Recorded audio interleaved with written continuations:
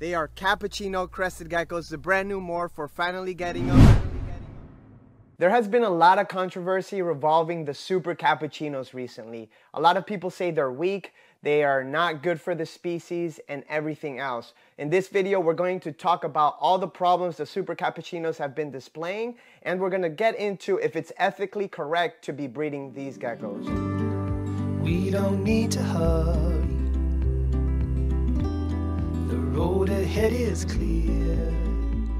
Let's follow the coast as far. So in the last couple years, the cappuccinos have took the crested gecko world by storm. They have become some of the most popular morphs out there. Some people love them and some people hate them. Now the super cappuccino is the super form of this animal right here. So this looks like pretty much a regular crested gecko, but when you breed two cappuccinos together, you're gonna get a melanistic or almost translucent looking crested gecko. Now these crested geckos have been under a lot of scrutiny and they've been a lot of fire because of how they look. And typically these animals don't have any crests, so it is already, you know, a red flag for those who breed crested geckos because, you know, one of the main reasons why we breed crested geckos is to get that big fat head with the big crest. Some of them have not been doing super well, as people have been saying. There's a lot of rumors talking about that they're having shedding issues and all of that, but I have been told that that is false.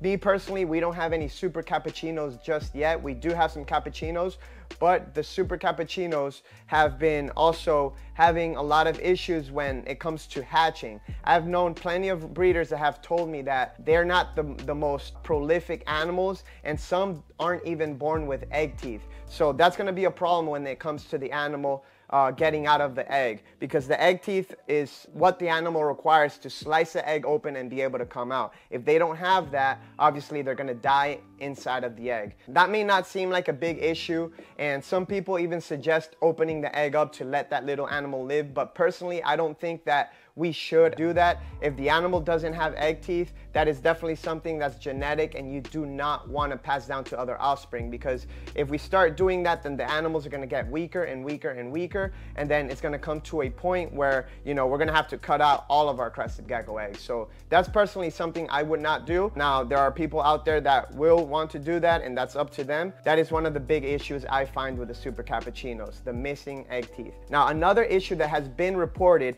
is reduced nostril size. Some barely even have any nostrils. Now this is obviously a big issue because they're not going to be able to breathe. We want these animals to grow healthy and to not have any problems, and if we're breeding animals that are going to have small nostrils, it could be an issue in the long run. I have heard from many people that the super cappuccinos don't grow or they're not thriving as well as the regular cappuccinos or other crested geckos, and that may be because of this issue. Every animal needs oxygen to be able to grow and to do anything in their daily life. So if they don't have enough oxygen coming in, it's definitely going to become a problem. Now another issue that has been found with the super cappuccinos are the spectacle eye. Now this is not exclusive to the super cappuccinos. A lot of different crested geckos have spectacle eye, so I wouldn't be too worried about that as long as we diversify the blood. It is an issue that some breeders have found. Now spectacle eye is basically when there's a accumulation of liquid between the invisible scale that's in front of the gecko's eye. So it's that liquid starts to form between the gecko's eye and that scale, and it looks like the eye is growing, and it looks like a big transparent bulge. Obviously that is not something that we want to keep breeding into our animals, and there are treatments that veterinarians could do to help the animals. Some animals develop a lot of liquid and it just becomes a problem. It could give the animal issues. So we want to stay away from all these traits. Again, I want to reinstate, these issues are only found with the super cappuccinos. This is the super form of this animal. If you breed two cappuccinos together, you're going to get some of these issues. But it's not all super cappuccinos. Most super cappuccinos, from what we know right now, are healthy and thriving. But there is a small percentage that are developing these issues. I think it is super important for us to start to diversify our bloodlines and not breed siblings back to each other, because that is when we're gonna double up on the bad genetics. I know some of you guys think you have cappuccinos and you wanna prove it out right away, but it might be in your best interest to diversify them, to breed them to other animals, get different blood in there, different genetics in there, and then cross them back later on. So these animals grow stronger and healthier. Guys, if you've ever wondered how you could get exclusive content and exclusive sales for our website, make sure you sign up to the membership program here on YouTube.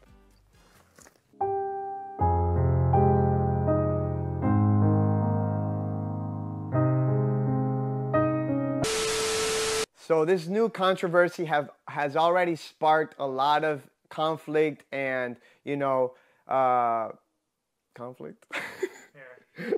So this new controversy has already sparked a lot of conflict between the crested gecko community, and I understand, you know, but I think it is really important to give these guys who are breeding these geckos props, especially when they already have a vested interest and so much money invested in these animals, because they did come out and they were very honest and upfront about what's going on. You know, a lot of people would try to hide the problems and just keep selling. Almost everybody I know that breeds cappuccinos and super cappuccinos has came out and been honest with the issues. So I think that's a good sign. I don't think we should flame those guys for doing so. We want to make sure that, I think the most important thing that we got to do is diversify the blood. If we didn't think that before, we have to do it now, because a lot of people, you know, want to prove their lines. They want to breed mom back to siblings, or mom to the kids, and that's gonna, you know, strengthen the cappuccino gene. You're gonna see 2 copies of the cappuccino gene, which are gonna make the super cappuccinos, but you're also gonna see all the bad stuff that comes with it. I think if we diversify the bloodlines, we will definitely be able to make super cappuccinos. Now, is it ethically correct to breed for super cappuccinos? I think we have to try to get the lines stronger, right? As of right now, if you know that you have these super cappuccinos that are creating problems, do not breed them together, obviously. You also want to make sure that you want to find out if your animals are healthy and are producing healthy animals. So personally, with these animals, what we're going to do is we're going to start to breed them up and breed them to different animals, different bloodlines completely. I'm really curious to start producing frappuccinos, and now we haven't received any information about frappuccinos having anything wrong with them. So I'm really excited to produce the frappuccinos and of course start to make different cool morphs with the cappuccino combos in there. It's not ethically wrong to be breeding cappuccinos as is, because they haven't shown any problems at all, and it's no different than breeding lily whites. In fact, breeding lily whites might be even a bigger ethical issue, because if you think about it, super cappuccinos at least hatch, and most of them are alive and well. The super form of a lily white never really hatches and is never a healthy animal. So I think that we could definitely start to improve this. And I think that as we start to diversify the bloodline, these animals will become healthier. We will have in the future super cappuccinos that don't have any health issues. That is my aspirations, at least. That is my hopes. It may never be that case, but we don't know until we try and we find out. So I want to know what you guys think about this whole controversy. Do you think we should keep breeding super cappuccinos? What do you think should be done to fortify the lines? And where would you take the cappuccino project? Now, I'm super interested in seeing where this develops. We're gonna be breeding cappuccinos and frappuccinos, but we're probably gonna hold off on the super cappuccinos until we have really distant bloodlines. Maybe we'll add some of that F2 blood from Steve-O that I got my wild blood crested gecko. So who knows? Maybe in the future we could start to produce super cappuccinos that are actually robust and healthy, but we will only know if we experiment. Now, obviously, we have to do so with caution, and we can't get greedy and let the money start to take and infiltrate our passion and, you know, throw these geckos away just like they're some disposable product. So I want to hear from you guys. Let me know in the comments below what you think, and don't forget to subscribe. We'll see you guys on the next one.